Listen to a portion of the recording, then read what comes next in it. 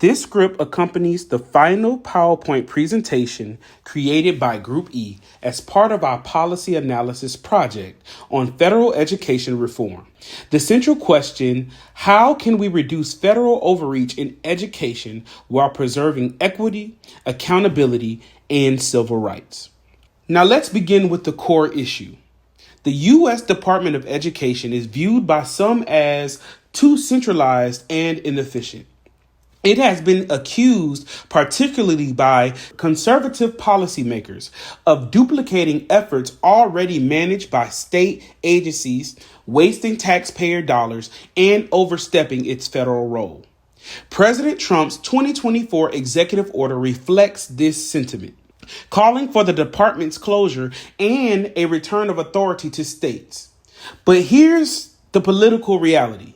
The president cannot unilaterally dismantle a cabinet agency. That authority lies with Congress. So this issue isn't just about policy. It's about navigating a politically divided legislative landscape. It involves negotiating power, partisanship, and public perception. There are two dominant narratives here.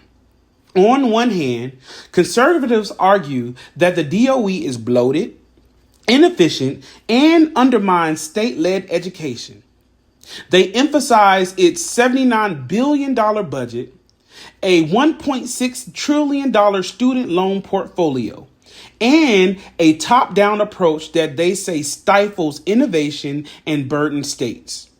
On the other hand, critics of dismantling the DOE highlights its role in protecting vulnerable students and ensuring funding equity, especially for low-income communities. This slide shows why this issue is not just philosophical, it's personal. In 2022, the DOE resolved over 5,200 civil rights complaints. Removing federal oversight risks making civil rights enforcement dependent on geography and politics. In response to this debate, we identified 5 policy alternatives. Number 1, fully eliminate the DOE and return all authority to states. Number 2, downsize the DOE by eliminating redundant programs but retaining civil rights enforcement.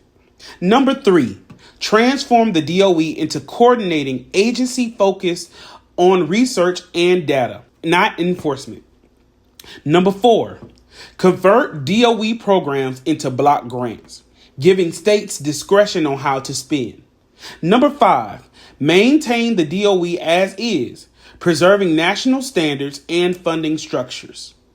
Each alternative balances different values, autonomy, equity, efficiency, and creates different winners and losers politically. To analyze these alternatives, we used Bardach's 8-fold path and selected 5 key criteria. The first one, efficiency. Can we reduce waste and duplication? The second alternative, will all students, especially the undeserved, be protected? The third criteria, accountability. Is there a system for oversight and compliance? The fourth, flexibility. Can states innovate and adapt policies locally? Last but not least, feasibility. Most importantly, is this politically and legally possible in today's polarized Congress? According to Bardach, not all criteria are equal. Context dictates what we must prioritize. In this case, political feasibility and educational equity are especially important. Slide 5, project the outcomes and comparative matrix. We used a comparative matrix to assess how each alternative stacks up against our criteria. Fully eliminating the DOE scores high in flexibility, but low in equity and accountability. Maintaining the DOE scores well on equity, but poorly on the flexibility and efficiency. The coordinating agency and block grant models increase innovation, but risk undermining oversight. Downsizing, however, offers a strategic balance. It reduces bureaucracy without dismantling the protection students rely on.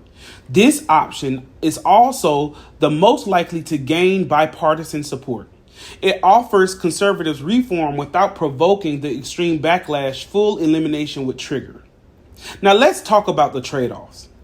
More local control means weaker federal enforcement of civil rights. Cutting administrative costs might reduce support for low-income communities.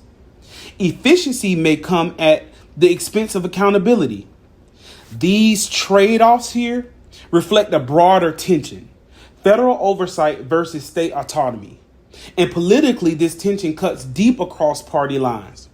By explicitly connecting each trade-off to the relevant alternatives, we follow Bardach's directive to make values-based policy analysis transparent.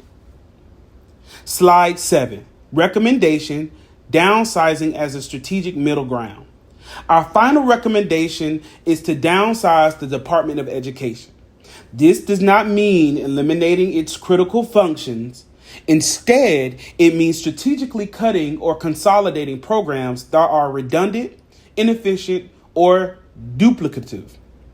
We propose keeping civil rights enforcement and federal financial aid intact, while giving states more control over implementation. Politically, this option is feasible. It satisfies reform advocates who want less federal control while maintaining protections that matter deeply to communities and education advocates alike. In closing, we must recognize that what Bardach reminds us: there is no perfect solution, only better or worse compromises. Reforming the DOE requires us to navigate deep ideological divides and build enough political support to create real change. By downsizing, we pursue a middle ground, preserving educational equity and accountability while addressing inefficiency and respecting state autonomy. This is not about choosing ideology. It's about finding a path forward that works.